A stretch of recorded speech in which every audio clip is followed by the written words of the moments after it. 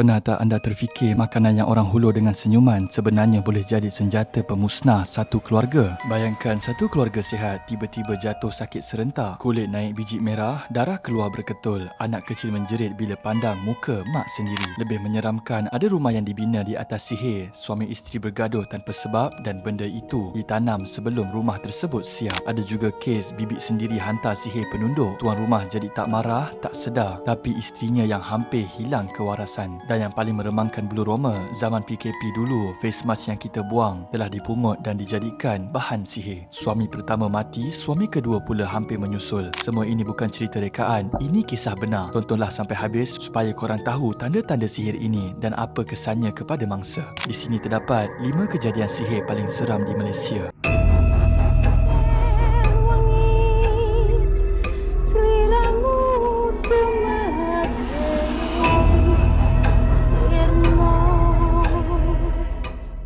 Nombor 5. Sihir melalui makanan. Bayangkan satu keluarga yang sebelum ini sihat, tiba-tiba jatuh sakit serentak, bukan demam biasa, bukan juga penyakit yang boleh dikesan di hospital. Menurut video oleh Pusat Rawatan At-Taubah, semuanya bermula selepas mereka menerima makanan daripada seseorang yang mereka kenal. Pada mulanya, si ibu cuma rasa gatal-gatal di kulit, tapi beberapa hari kemudian, kulitnya mula naik biji-biji merah, terasa panas dan pedih, seolah-olah ada sesuatu bergerak di bawah kulit.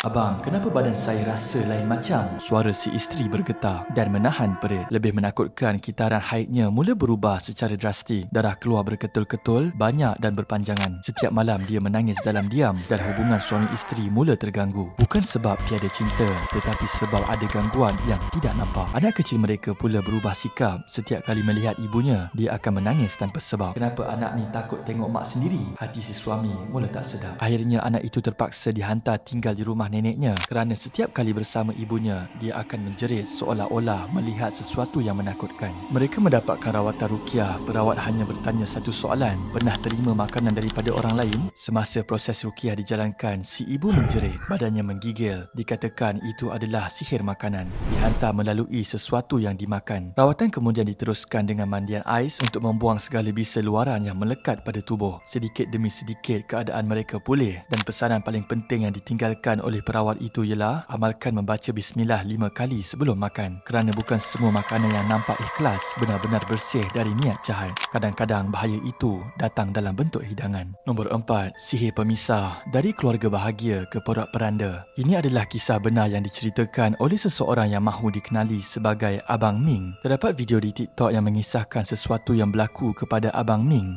di mana semua ini bermula ketika dia berumur 13 tahun, di mana pada awalnya ayah dia cuma mengadu sakit kaki. Jadi mak dia urutkan seperti biasa. Tapi peliknya, setiap kali mak dia urut, tangan mak dia pula jadi panas dan sakit, seolah-olah ada sesuatu yang menyerap masuk. Perkara ini berlarutan hampir 2 tahun, dan bila dibawa ke hospital, doktor kata tak ada apa-apa masalah, semua nampak normal. Tapi yang peliknya, ayah dia pernah pengsan sebab menahan sakit, dan sejak hari itu rumah mereka mula berubah. Ayah dia jadi cepat marah, selalu meracau, dan kadang-kadang termenung lama, mata merah dan badan panas. Suatu hari, mak dia nampak satu lembaga hitam berdiri dalam rumah, tapi mak dia diamkan sahaja sebab tak nak anak-anak takut. Sampai satu malam, lebih kurang jam 12.30 malam, Abang Ming dan abang dia belum tidur, dan bila abang dia jenguk keluar tingkap, dia terus kaku. Dengan suara perlahan dia bisik, "Dek, dekat luar rumah tu ada benda hitam berdiri." Mereka cuba berubat dan seorang atuk datang. Atuk itu letak sebiji telur di kaki ayah, dan bila telur itu dipecahkan, kuning telur bertukar hitam. Atuk itu terus kata, "Ayah kamu kena sihir,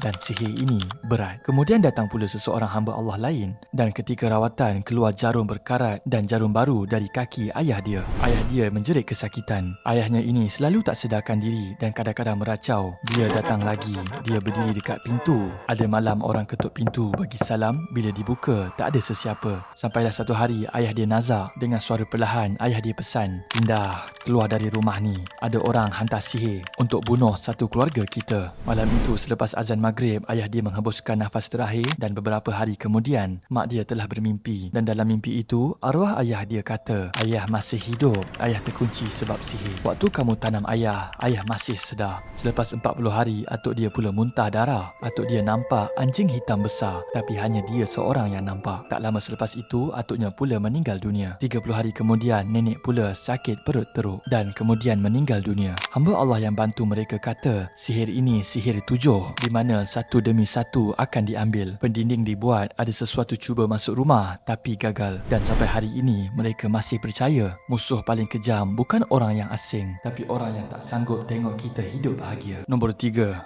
bibi pelakon Nazrif Nazri hantar sihir.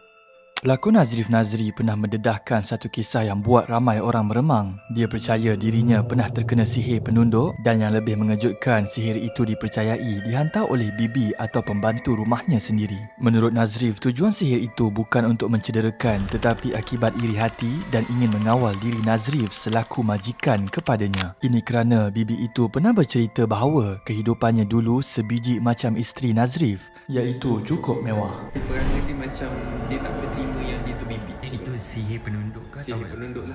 Sepanjang dia kerja dengan aku tak pernah marah dia, kata Nazrif. Padahal bila difikirkan semula, banyak perkara yang sebenarnya tak betul. Dapur tak bersih, makanan anak sering dipanaskan semula dan masakan pun biasa-biasa sahaja. Tapi peliknya, Nazrif langsung tak rasa marah, yang sering marah hanyalah isterinya. Dan kemudian isterinya pula perasan sesuatu yang janggal. Setiap kali bercakap dengan bibi itu, dia tak pernah berani memandang matanya. Dan dia berkata, macam ada benda dia sorok. Itu yang buat isterinya sentiasa berjaga-jaga. Selepas bibik pertama itu berhenti, mereka mengambil bibik kedua. Dan ketika hendak berpindah rumah, bibik kedua itu tiba-tiba menegur, "Kak, ni benda apa?" katanya sambil menunjukkan sesuatu yang dijumpai di penjuru rumah. Rupa-rupanya ada baju lama milik bibik pertama disorok dan diletakkan di 4 sudut penjuru. Dan menurut bibik kedua itu adalah amalan sihir penunduk. "Benda ini biasa untuk orang tempat saya," katanya, di mana bibik tersebut berasal dari Indonesia. Kemudian Nazrif mula sedar semuanya mula masuk akal dan lebih menyeramkan. Pernah berlaku satu kejadian pelik di rumah mereka, di mana meja makan marble yang amat berat hanya dapat diangkat dengan 2 orang. Tapi pada suatu pagi, meja itu dialihkan sendiri oleh bibik pertamanya itu. Bila ditanya, bibik itu hanya tersenyum dan tak menjawab sepatah pun. Sejak kejadian itu, Nazrif yakin bukan semua yang tinggal serumah dengan kita datang dengan niat yang bersih. Kadang-kadang sihir tak dapat untuk membunuh, cukup sekadar membuatkan kita tunduk tanpa sedar. Nombor 2, sihir pemisah menggunakan face mask.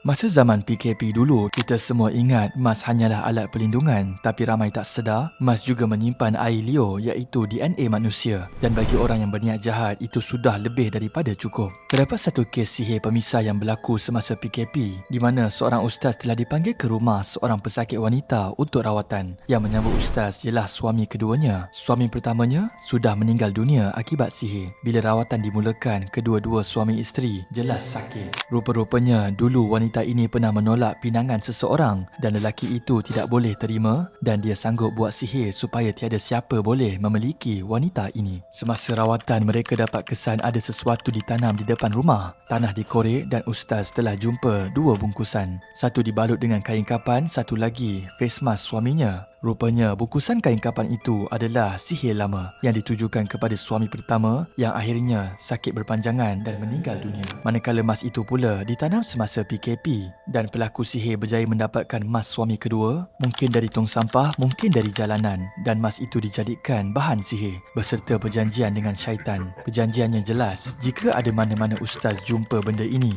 mangsa akan mati perlahan-lahan. Itulah harga yang dibayar bila manusia sanggup bersekutu dengan iblis. Dan kini pembuat sihir itu sendiri sedang jatuh sakit. Kerana dalam dunia sihir, balasan itu tak pernah salah alamat. Kadang-kadang benda paling bahaya ialah sesuatu yang pernah kita pakai di muka sendiri. Nombor 1, sihir pemisah akibat iri hati. Menurut video oleh ML Studio yang diceritakan oleh Pika Storyteller, manusia ni kadang-kadang bukan jahat sebab benci, tapi jahat sebab dengki.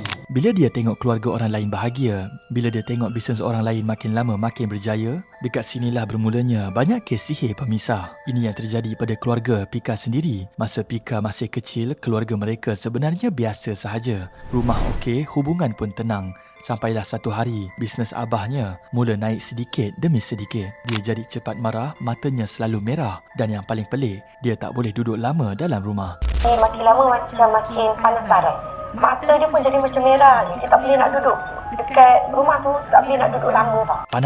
Panas sangat dekat sini, kata abah sambil bangun walaupun waktu malam. Rumah yang sepatutnya menjadi tempat berehat, bertukar jadi tempat yang buat dia rasa gelisah dan tertekan. Pergaduhan kecil antara abah dan mak jadi makin kerap, benda remeh pun boleh jadi besar dan bila ustaz datang, dia kata perlahan. Dalam kes sihir pemisah, yang paling kena dulu memang suami isteri.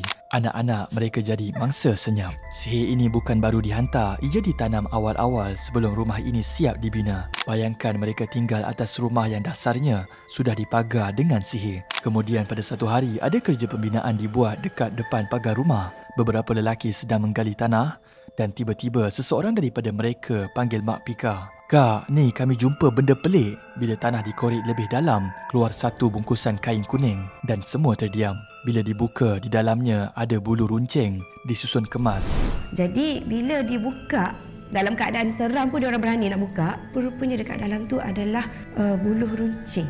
Itu baru satu, kata ustaz dengan perlahan. Yang lain mungkin masih ada. Lebih sakit bila ustaz tambah satu ayat terakhir. Orang yang buat ni, orang yang kamu kenal. Dengki dia bukan biasa-biasa sanggup hantar sihir. Semata-mata tak sanggup tengok orang lain bahagia. Dan inilah sebabnya sihir pemisah dianggap antara yang paling kejam. Daripada makanan yang dihidang dengan senyuman kepada rumah yang dibina di atas sihir, daripada pembantu rumah hingga ke face mask yang kita buang tanpa fikir panjang, semua kisah ini ada satu persamaan. Niat jahat manusia selalunya datang daripada orang yang kita percaya. Bukan semua sihir datang untuk membunuh, ada yang cuma mahu memisahkan, melemahkan dan menghancurkan hidup perlahan-lahan tanpa kita sedar. Jom komen antara kelima-lima kejadian sihir ini manakah paling menakutkan dan komen juga idea video seterusnya.